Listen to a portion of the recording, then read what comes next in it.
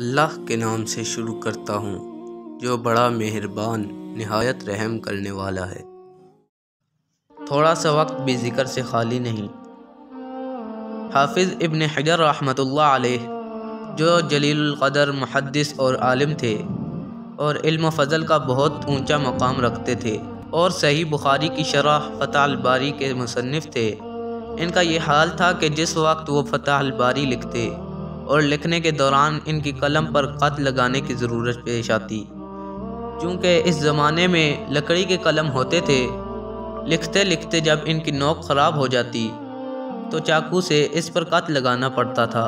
تو جب حافظ ابن حجر رحمۃ اللہ علیہ کو کتاب لکھنے کے دوران قلم پر خط لگانے کی ضرورت پیش آتی تو جتنا وقت قلم پر خط لگانے میں گزرتا اتنا وقت بھی خالی گزارنا گوارا نہیں تھا، اس لیے اس وقت کو ذکر اللہ میں گزارتے۔ لہٰذا جب ذکر انسان کا جزو زندگی بن جاتا ہے تو اس کے بغیر انسان کو چین نہیں آتا۔